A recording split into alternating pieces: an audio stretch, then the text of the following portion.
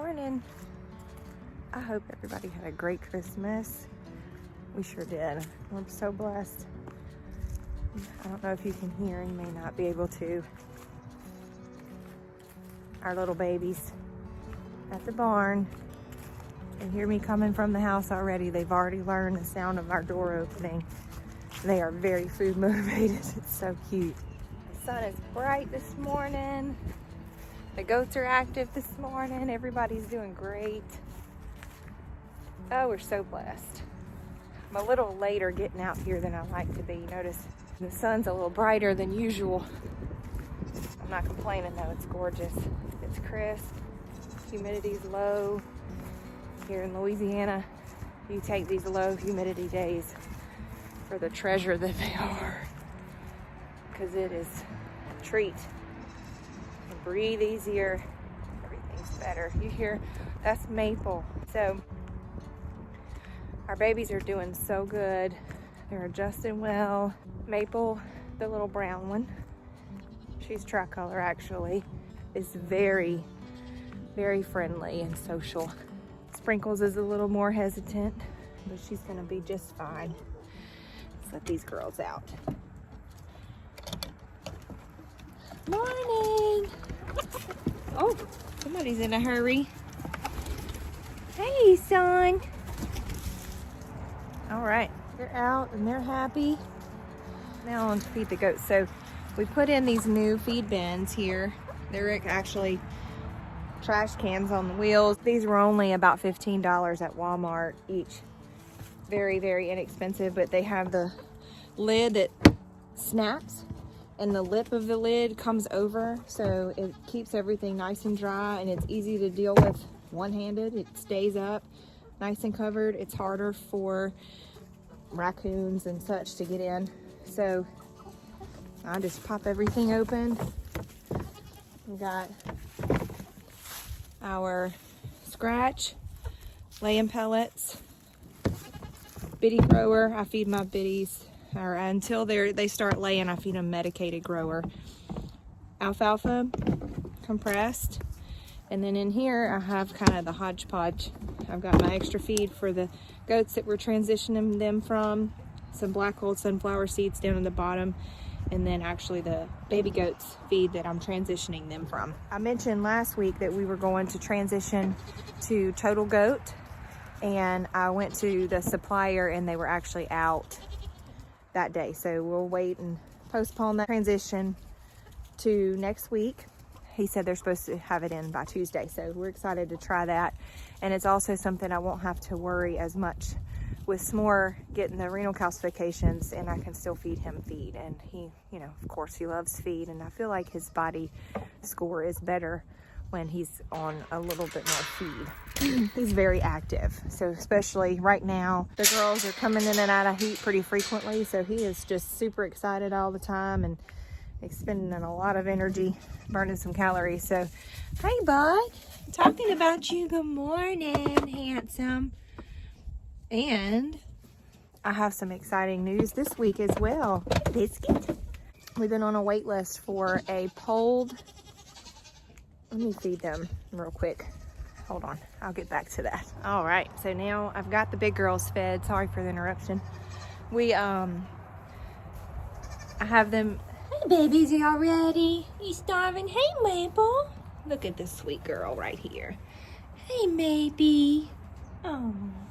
You are so sweet and beautiful. Oh. Okay. Sorry to jump around. You know, so much going on up here at the barn in the mornings. It's feeding time, so everybody's extra excited. Our waitlist baby was born last night from GTB Farms in DeQuincy, Louisiana. He is a Champion Bloodlines, Milk Star Bloodlines, polled buckling. Hopefully is going to be our herd sire, so that is a big deal. We've been looking for this buckling. It's our dream buck since we started with our goats. We're thrilled. He's beautiful. He's tricolor. We'll be bringing him home in 4 to 6 weeks, and I'll keep y'all posted on that. So we're also on the wait list for a doeling, hopefully to be able to bring home at the same time as our bucklings. Same farm, different lines, also great milk lines, and show their goats, which we haven't gotten into yet. From everyone that I speak with that does that, they say that once you start, you're hooked. So I'm going to try to hold off on that until we have a little more time on our hands, because right now working 40 plus hours a week at a hospital is not really conducive to doing a good job and showing goats. So anyway, we'll have the right stock to do so when we're ready, and I can definitely start milking as soon as we have does in milk. So hopefully that'll be in the spring, worst case scenario, fall of next year. So I'm getting prepared for that because I can do that before and after work. So these girls are doing well too.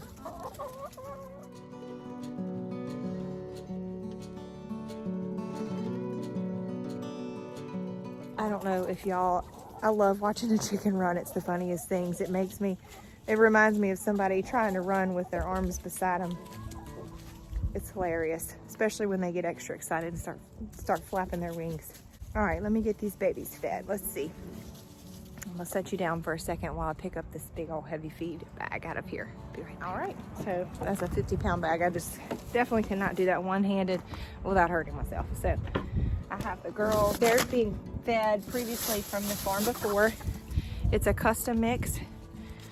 It's a little bit of a drive where they get this feed for me. So I'm trying to find one that we'll be happy with. It's a little easier access to it for us.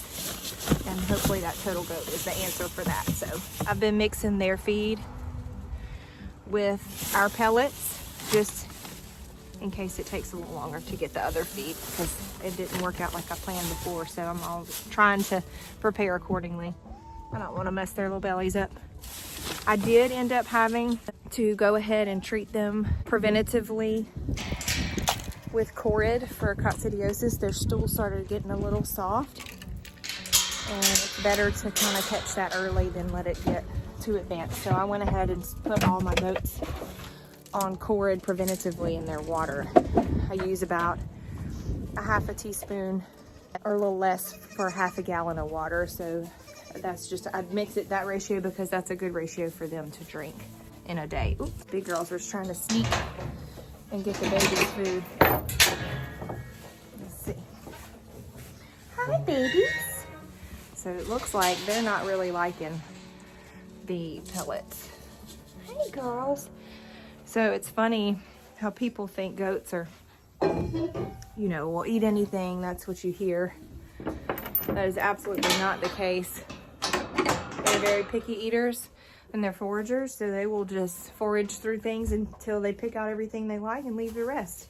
And very unlikely to eat stuff that they don't like.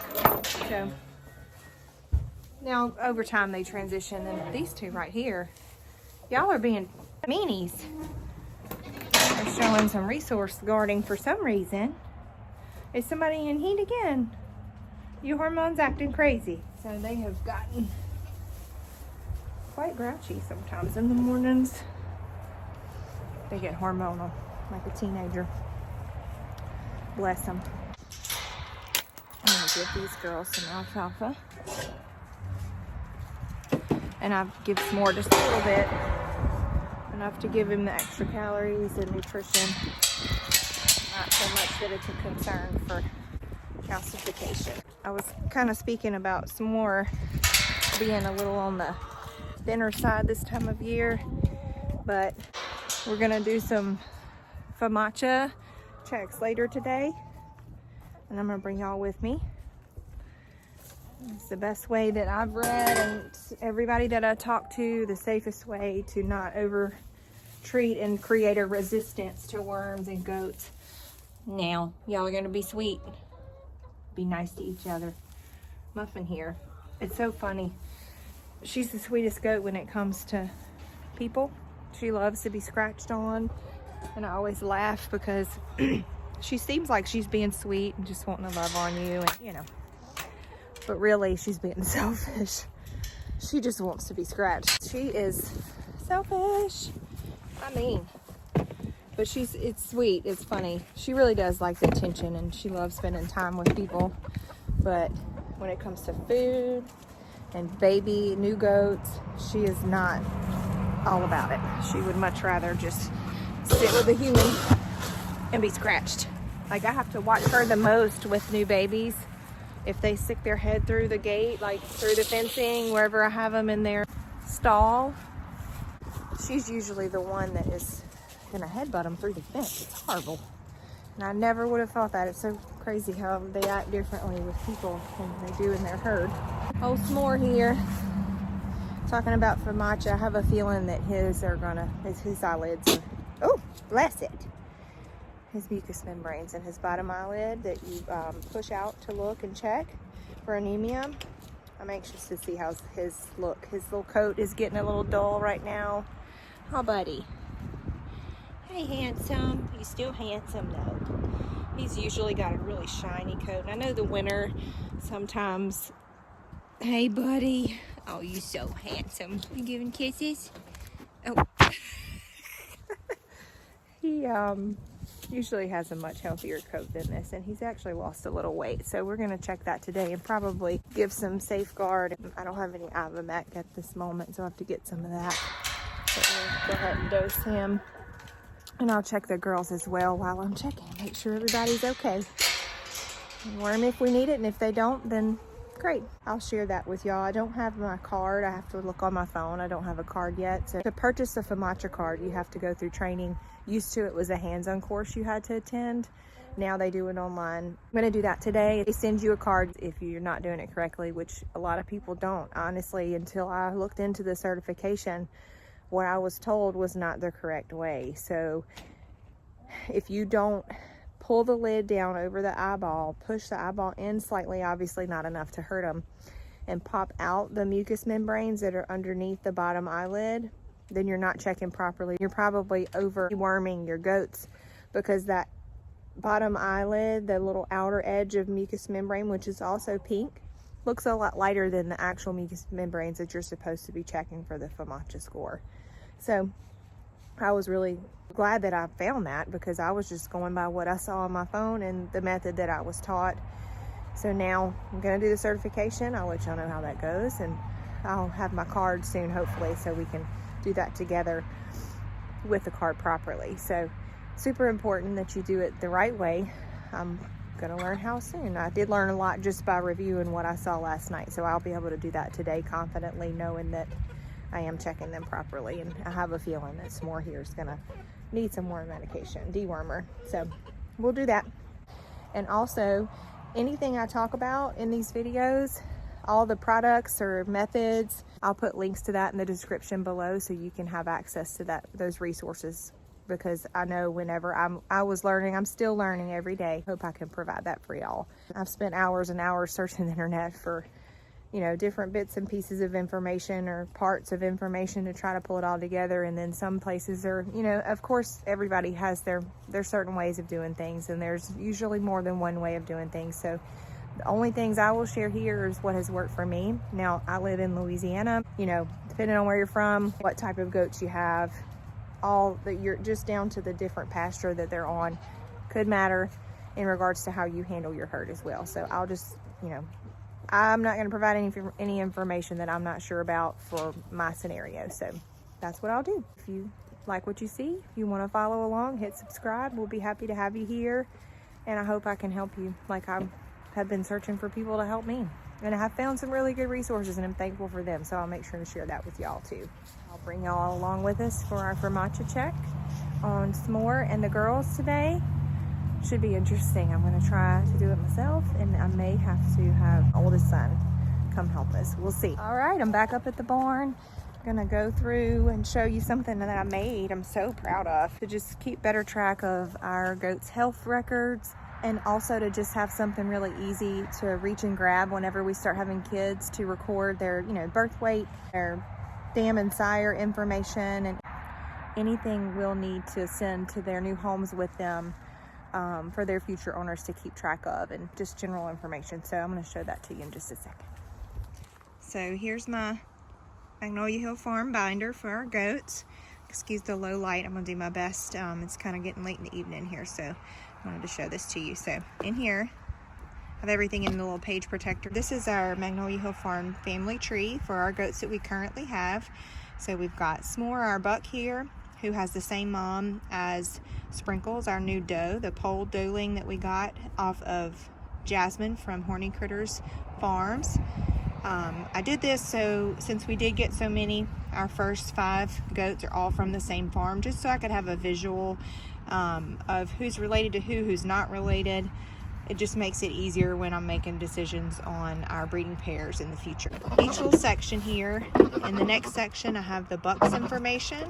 You hear, speaking of, you hear him talking to the ladies back there.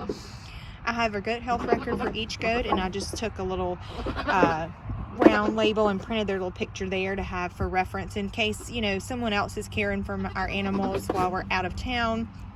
It just is an easy grab and go for emergencies or just general information if they need to get to it. So I have name, date of birth, breed of goat, sire, dam, tattoos, registration numbers, any notes. I always like to put if they're polled, blue-eyed, and such. I need to add blue-eyed to S'more's page here because he is blue-eyed. Their vaccinations and booster, any treatments or procedures they've had here. He was disbutted, you know, not long after his birthday. Our veterinarian's name and phone number here at the bottom. So that's all in a nice, you know, page protector here. If he had papers, I would put them back here. Next is our does. And here's Biscuit. We have all of her information. And then on the back, I have this page protector full of her registration lineage information, her registration paperwork, and any other information pertaining specifically to her. So it just goes through, same thing for each goat. And I love this so much. I'm so proud of it. So much so that I assume that other people may love it too. And I'm going to have this available in our Etsy shop as a downloadable printable. I'll let y'all know when I do that, but I'll also include the link to our Etsy shop in the description below. My blank forms here, that's what this little section said, forms. So when we get our new kids, have new goats on the farm, can just reach in here and grab their own little health record form, their application for registration for their new owners, and or if we decide to keep them. And that's a double-sided with instructions on the back. Their bill of sale for their sale, service memo for any bucklings or buck services we provide with our new buck that's coming. This is our memberships information, our tattoos, and the ADGA guidebook here just for easy reference. And this one is the schedule of rates. Some miscellaneous, and what I put in the back here, which I was so thankful to have, is a dewormer chart for goats. And that's a whole nother topic I will make sure to do a video on today. I am going to show you checking S'more's FAMACHA score. This chart is very handy. It's got all of the most common dewormers listed here. So as my vet explained to me, you want to do a opaque one and a clear one.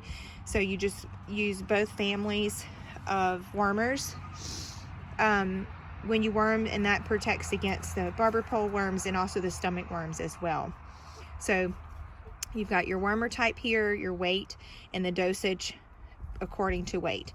And then down on the bottom of this page, in the back of this page, it gives a detailed description of each type of wormer, any specific notes that apply to each wormer here. So really nice. And that's it. I just have more room for some more information, some of my lovely handwriting notes. And I also have a body condition scoring instructional packet here that I'm going to place in some page protectors as well. So I'll show y'all that when I finish it and get S'more's information in there. All right, let's go do some FAMACHA. Trying to video with a buck. Here, have some finger candy. Mom, he wants some candy cane, but I'm trying to get him finger. All right, bud. Candy. Let's see how this goes. Come here, S'more. No, no. He's gonna pee on it. Make sure you can see. Oh, this is gonna be fun. Yeah, you're gonna. I can't see the weight. I need you to come look. Hurry up! 70. Hey, love. Let's see how this goes. So get where you can see. Come here, bud. Come here.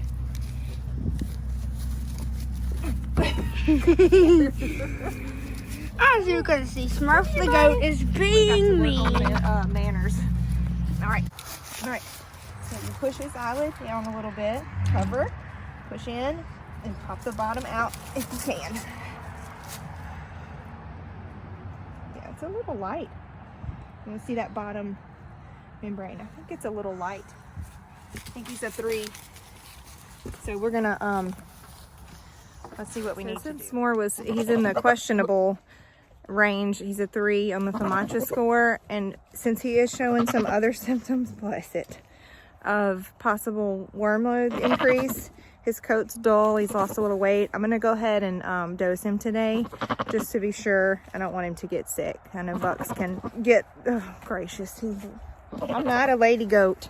Hey, S'more, that's enough, mister. Anyway, I don't want him to get sick, so we're gonna do that, and I'll show y'all how we do that. So since we decided to go ahead and dose S'more, I'm gonna look in my chart and get his proper dosage. So I'll show that to y'all. Let's see. All right, so we weighed S'more. I got on the scale first, got my weight, scooped him up, stood on the scale, subtracted that total from my weight, and got his weight to be 62 pounds. So 62, almost 63. So we're gonna round up and go, we're giving Safeguard today, and we're gonna go with the 65-pound recommendation for Safeguard, which is 3 milliliters. This is a 10 milligram per kilogram dosage, so that's what we're gonna do. I'm gonna go ahead and draw that up and get him all fixed up, at least for those stomach worms that he probably has. They're not bad yet, but bad enough where we need to go ahead and treat him since he's showing those other symptoms. It's chicken food, Mom. Chicken food. Okay, leave it alone. You made me touch it. I didn't mean to make you touch chicken poo. Oh, buddy, it's okay. Oh, bless his heart. So this is the product I'm using today. It's a really safe, hence the name, safe medication to use for deworming goats. This is the white of the white and the clear you're supposed to give at when you dose for worms. This will treat the stomach worms.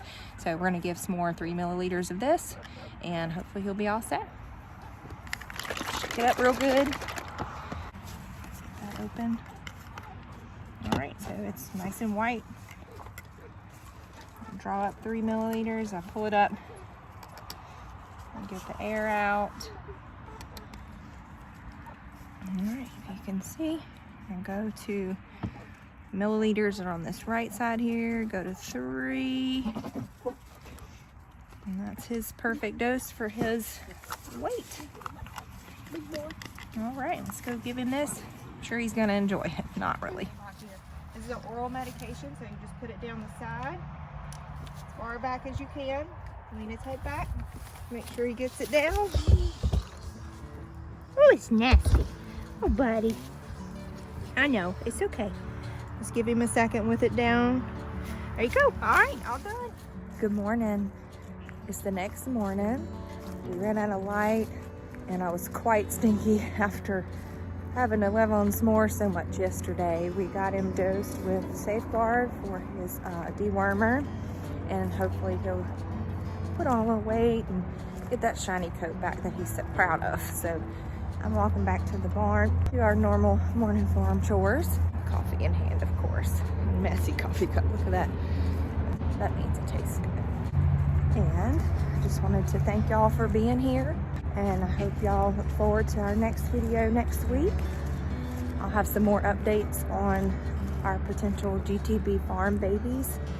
I mentioned earlier that we have our buckling, and the breeder's just waiting for him to unfold to make sure that he's going to stay intact. So hopefully that's the case. So I'll let y'all know as soon as I hear from that.